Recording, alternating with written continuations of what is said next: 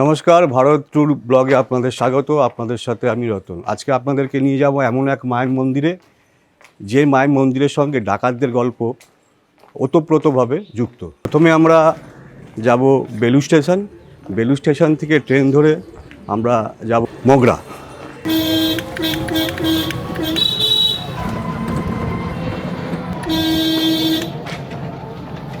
চলে এলাম বেলুড় স্টেশনে। Howrah Bardhaman main line 9:12 train. 9:12 train ধরে আমরা নামবো মগরা। যারা কলকাতা থেকে আসবেন তারা হাওড়া বর্ধমান মেন লাইন লোকালে মগরায় নামতে পারেন, অথবা ত্রিবেণীতে নেবেও আপনারা টোটো বা অটোয় করে মায়ের মন্দিরে আসতে পারেন। হাওড়া বর্ধমান লোকাল বেলুড় প্ল্যাটফর্মে আসছে, এতে আমরা উঠব।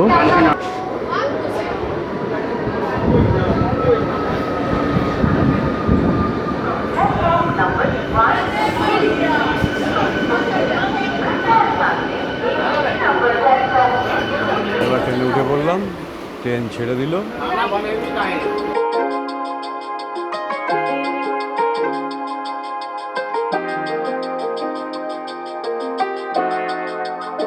নেমে পড়লাম মগরা স্টেশনে।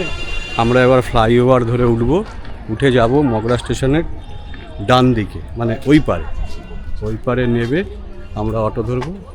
অটোর কি ভাড়া না ভরা সেটা অটোওয়ালাকে আমরা জিজ্ঞেস করে বা টোটোওয়ালাকে জিজ্ঞেস করবো আমরা।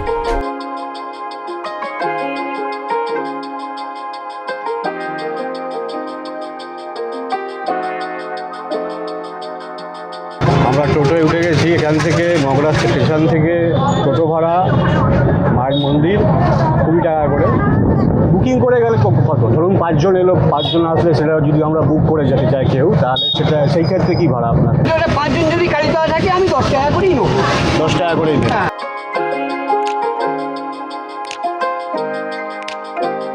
আমরা চলে এলাম ত্রিবেণীর ডাকাতকালী মন্দিরে।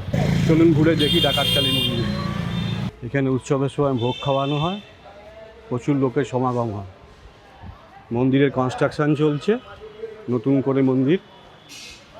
এই হচ্ছে মন্দির, আগে এটা ছিল না, এখন নতুন করে কনস্ট্রাকশান হচ্ছে। আসুন চলুন আমরা মায়ের দর্শন করি।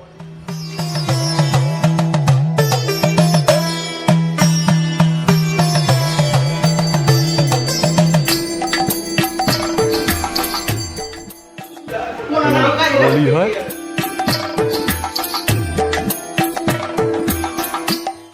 দিদি, আপনারা এই ডাকাতকালী মন্দিরে কতদিন আসছেন? আমি তো এখানে প্রায় জন্মের পর থেকেই এখানে। আপনি আপনার হাজবেন্ড? আচ্ছা। আমারও বাড়ি কাছে, আমিও আসি, বড় আসা। মা আমাদের খুবই জাগ্রত, এখানে যাই মানুষকামনা করা হয় না কেন সেটা মা পূর্ণ করবে, সেই ইয়েতেই সবাই এত এখানে আসে মায়ের কাছে।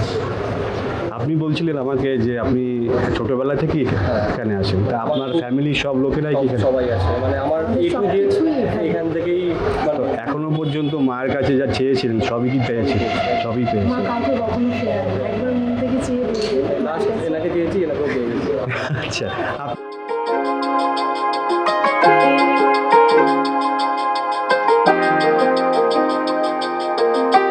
এই জায়গাটি হচ্ছে সাধু মায়ের আসন। এখানে একসময় একজন সাধু মা থাকতেন, কিন্তু হঠাৎ করে তাকে একদিন আর দেখা যায়নি। সেই থেকে এই জায়গাটা এই অবস্থাতেই ওনারা রেখেছেন। জায়গাটার নাম দিয়েছেন সাধু মায়ের আসন।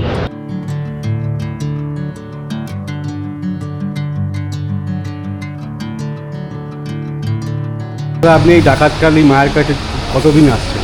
মোটামুটি 20 বছর ধরে আমি আসি। 20 বছর ধরে? প্রতি বছর একবার আসি, বিবাহ বার্ষিকীতে আমি প্রতি বছর আসি। আমি এতদিন ধরে আপনি এসছেন এখানে, মায়ের কাছে আপনার চাওয়া আছে, কিছু পাওয়া আছে? নিশ্চয় চাওয়া আছে। তো সেইগুলো কি মা আপনাকে হ্যাঁ, পূর্ণ করে? হ্যাঁ, টাইম লাগছে, মানে আস্তে আস্তে মানে পূর্ণ করছে। পূর্ণ হচ্ছে। আপনি কোথা থেকে এসছেন? আমি কুন্দিঘাট থেকে এসেছি। কুন্দিঘাট থেকে। আপনার নাম? আমার নাম হচ্ছে বেদব্যাস মণ্ডল। আমি তো এখানে বিয়ে হওয়ার পর থেকে আমার এখানে শ্বশুরবাড়ি, তো আমি এখানে 17-18 বছর ধরে, এমনি আমার শ্বশুরবাড়িও খুব মানে, খুব জাগ্রত মা। এতদিন ধরে মায়ের কাছে যা যা আপনি চেয়েছেন সেগুলো কি মা আপনার পূর্ণ করেছে, মনের ইচ্ছা? হ্যাঁ, মনের ইচ্ছা তো পূর্ণ করেই। মানে আপনি বলতে চাইছেন মা একদম জাগ্রত? হ্যাঁ, খুবই জাগ্রত। পাশেই রয়েছে মনসা বেদি। এই মনসা বেদি, তার পাশেই রয়েছে এই পুকুর। এই পুকুরে একদিন বাৎসরিক উৎসবের দিন একটি বাচ্চা ডুবে যায়, তার একটি ঘটনাও আমার আরেকটি চ্যানেল বাজ ভাই তাতে আছে, বাইশ ভাই নিয়ে। আরও এই মন্দিরের আমরা বিস্তারিত শুনব কার্তিক বাবুর মুখ থেকে। প্রথমে তো আপনাকে নমস্কার। এই মা ডাকাত কাজ এর সম্বন্ধে, এই মন্দির সম্বন্ধে আপনি ছোট্ট করে যদি কিছু বলেন। দেখুন, প্রথমত বলি আমার পরিচয়টা দিই। আমি কার্তিক ভৌমিক, আমার এখানেই জন্ম। আজ আমার 59 বছর বয়স হয়ে গেল। তো ছোটোবেলা থেকে আমি এখানেই মানুষ, এখানেই দেখেছি মায়ের এখানে কী ছিল পরিস্থিতি, এখন কি হয়েছে সেগুলো তো আপনি সব নিশ্চয়ই ক্যামেরায় দেখিয়েছেন। আগে মায়ের মন্দিরটা ভগ্নাবশেষ অবস্থায় ছিল। তো যাই হোক, আজ থেকে মোটামুটি ধরুন 47 বছর 50 বছর আগে বিড়লা কোম্পানি একবার এটা সেট করে দিয়ে গেছিলো লোহা দিয়ে, অ্যাডভেস্টার দিয়ে। সেই লোহার অ্যাডভেস্টারের সেট জীর্ণ অবস্থায় পড়ে যায়, নষ্ট হয়ে যায়। তখন সেই লোহার সেটটাকে আমরা খুলে ফেলি, মানুষ কষ্ট পায়, এখানে বৃষ্টিতে কেউ দাঁড়াতে পারে না। হ্যাঁ, তখন আমরা সবাই মিলে, সমস্ত ভক্তরা মিলে সিদ্ধান্ত নিলাম যে মন্দিরটা তৈরি করা হোক। আর মন্দিরটা দেখছেন তো, যেটা বলি এই মন্দিরটি কোথায়, এটা হচ্ছে প্রথম কথা। এই মন্দিরটি হচ্ছে হুগলি জেলায় অবস্থিত ত্রিবেণী। ত্রিবেণী নাম আপনারা নিশ্চয়ই শুনেছেন। আমাদের হুগলি জেলায় যে ত্রিবেণী মুক্তবেণী, যেখানে আপনার মনসামঙ্গল কাব্যের কিছু কাহিনী ওখানে লুকিয়ে আছে, আমরা যেটা ছোটোবেলায় শুনেছি। তো যাই হোক, এই হচ্ছে সেই ত্রিবেণী যাওয়ার পথে বাসুদেবপুর অঞ্চলে এই ডাকাত কালীবাড়িটি অবস্থিত। একটা টাইমে যেটা আমরা শুনেছি বা ছোটোবেলা থেকেও আমরা যতটুকু দেখেছি, পুরোটা তো আমরা দেখতে পাইনি। আর ধরুন এটা আনুমানিক 400-450 বছর পুরনো মন্দির। তো একটা টাইমে তখন আমরা দেখেছি এই জায়গাটা প্রচুর গাছ ছিল, বড় বড় গাছ। আচ্ছা, ঠিক আছে, সেই সমস্ত গাছের মধ্যে এই মন্দিরটি, জঙ্গলের মধ্যে এই মন্দিরটি অবস্থিত ছিল। আচ্ছা, তো এই মন্দিরটি অবস্থিত এখানে আমরা ছোটোবেলা থেকে দেখেছি। তারপরে আমরা ছোটোবেলা থেকে যখন বড় হলাম, আমাদের পূর্বপুরুষ বাপ ঠাকুরদাদের মুখে শুনলাম এটা নাকি ডাকাত কালী রূপে পূজিত হয়। এই ডাকাত কালী রূপে পূজিত হয় তার কারণ হচ্ছে, এটাই আমাদের শোনা কথা বা আমরা পুঁথিতেও পড়েও দেখেছি, এই মন্দিরটি নাকি একজন ডাকাত ছিলেন, বিদু ডাকাত বলে একজন ডাকাত ছিলেন তখনকার সময়। তিনি এই মাকে এখানে প্রতিষ্ঠিত করেছিলেন এবং ওনার বাড়ি এখান থেকে এই কিছুটা দূর গ্রামে জয়পুর বলে একটি গ্রাম আছে, সেখানে ওনার বাড়ি আছে। ওখান থেকে তখন শুনেছি এটা ওনারা রণপা করে চলাফেরা করতেন, মানে বাঁশের যে লাঠি দিয়ে যে রণপা, লম্বা লম্বা মানুষ আপনারা বিভিন্ন অনুষ্ঠানে দেখা যায়, তখন সেই সময় নাকি ওইভাবে চলিত ছিল। তা তারা ওইভাবে এখানে নাকি যাওয়া আসা করত। তো এটি হচ্ছে এই ত্রিবেণীতে যে অবস্থিত, এই যে বাসুদেবপুর, ওখানে এসে নামবেন। বা আপনি যদি ধরুন হাওড়া থেকে আসেন, হাওড়া থেকে আপনি মেল লাইন ধরবেন, মেল লাইন ধরে মগরা স্টেশন আছে, ব্যান্ডেলের পর আদিসপ্তগ্রাম মগরাতে নামবেন। ওখানে টোটো অটো যা পেয়ে যাবেন, ডাকাত কালীবাড়ি বলবেন, যে কেউ পৌঁছে দেবে আপনাকে। এইবার হচ্ছে আমাদের এই মন্দিরের পুজোর সময়টা বলি। আমাদের এই মন্দিরের পুজোর সময় হচ্ছে সকাল 9টা থেকে, শীতকালে সকাল 9টা থেকে দুপুর 1টা, আবার ওদিকে বিকেলবেলা সন্ধ্যে 6টা থেকে রাত্রি 9টা। এই সকাল 9টা থেকে দুপুর 1টার মধ্যে, 1টার সময় মায়ের অন্নভোগ হয়, মায়ের ভোগ হয়। অন্নভোগটা হচ্ছে আপনার শনিবার আর মঙ্গলবার হয়। বাকি দিন দধিকর্মা হিসেবে দই, চিড়ে, মিষ্টি, কলা এইসব দিয়ে মাকে ভোগ দেওয়া হয় বাকি দিন। এবং বিশেষ করে অমাবস্যাতে যদি যেবার পড়বে সেবারে মাকে ভোগ দেওয়া হয়। এই গেল প্রথমত কথা। আমাদের এই মন্দিরে অনুষ্ঠানটা হয় আপনার, যেটা মেন আমরা বলি, মায়েরকে কবে প্রতিষ্ঠিত হয়েছিল আমরা তো কেউ জানি না। তা আমরা সকলে মিলে বা নিজেরা চিন্তাভাবনা করে মায়ের একটা জন্মদিন আমরা পালন করি, মানে সেটা প্রতিষ্ঠা দিবস। সেটা হচ্ছে আপনার মাঘ মাসে শুক্লা তিথি থেকে শনিবার কিংবা মঙ্গলবার, এই সরস্বতী পুজোর আগে কিছু একটা দিন আমাদের পড়ে। এখানে প্রচুর ভক্ত সমাগম হয়, সবাই এখানে বসে প্রসাদ পায়, মোটামুটি ধরুন 8-10 হাজার লোক এখানে বসে ওই দিনটা প্রসাদ পায়। আর একটা হয় আপনার কালী পুজো। কালী পুজো হচ্ছে আপনার ওই যে দীপালিতা কালী পুজো যেটাকে বলা হয়, কালী পুজো আমাদের এখানে শাক বলি হয়, ঠিক আছে, হোমযজ্ঞ হয় এবং প্রচুর ভক্ত সমাগম হয় কালী পুজোতে।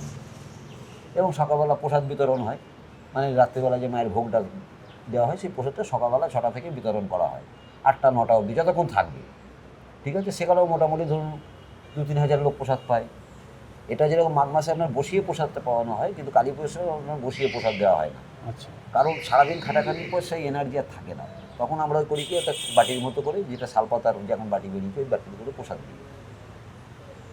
এই হচ্ছে ব্যাপার। আচ্ছা, আগামী দিন এইটা আমাদের চলছে এখন আষাঢ় মাস, এরপর শ্রাবণ, এরপর ভাদ্র মাস আছে।